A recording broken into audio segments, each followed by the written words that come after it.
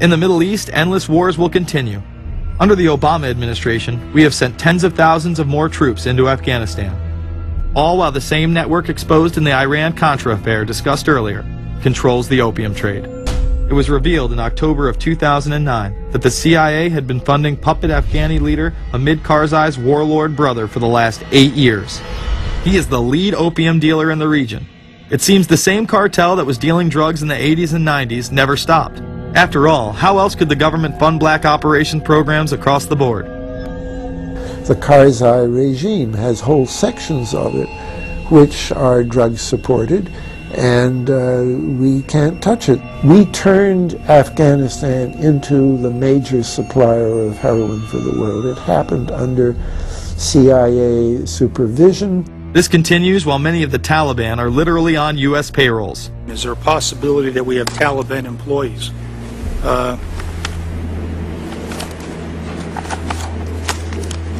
The commander in the field, or I should say the COCOM commander, General Petraeus, has made it a conscious effort to, as part of his coin strategy, to hire local nationals.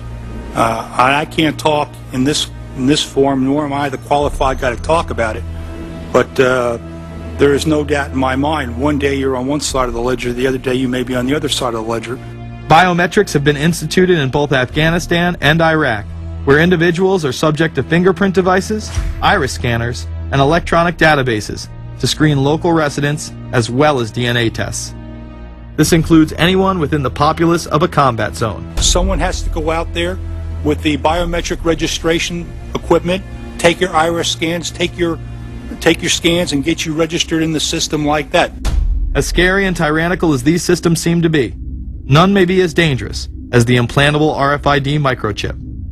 Through various pretenses, including terror, security, and entertainment, the chip has been promoted and integrated into society. In 2001, following the 9/11 terrorist attacks, the Jacobs family became the first family to be injected with microchips in front of a live television audience. We have a Florida family who are really pioneers in a brave new world. They have volunteered to be the first ever to have microchip identification devices implanted into their body. After 9/11, I was really concerned with the security of my family. In 2004, the FDA approved the use of RFID technology to be implanted into human beings. However, studies dating back to the 1990s show the implantable microchip has been linked to cancer in animals. But this has not slowed the agenda of control. In Barcelona, trendies get chips in order to receive VIP status at the exclusive Baja nightclub. A simple swipe of the arm gets them in without a line, and it pays for their drinks too. The Mexican government also chipped employees for security measures in 2004.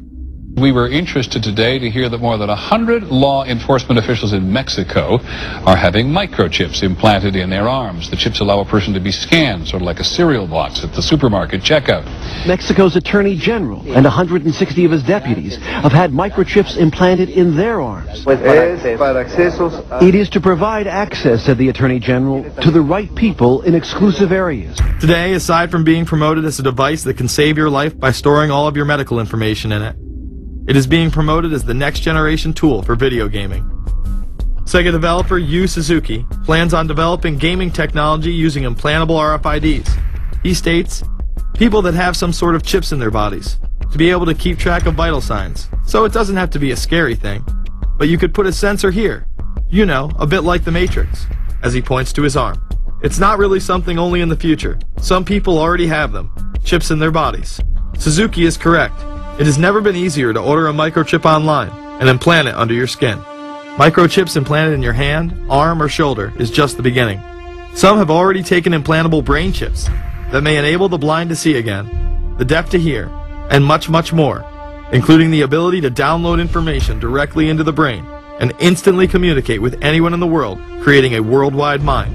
It's very interesting that the way that the New World Order is going is moving towards a system that is identical to that, whether it's going to be an implantable microchip, an RFID, a thumb scan, whether it's going to be some sort of a tattoo.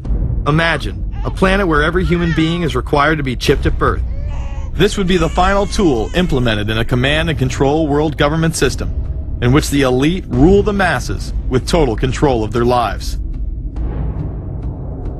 This is, of course, a terrible predicament for those of us who are convinced that this system is slowly but surely destroying this country and has to be changed. But we can't count on the elected presidents to do it, and we can't count on the elected Congress to do it. We somehow have to mobilize the technological resources of the internet to create some kind of new political force in this country.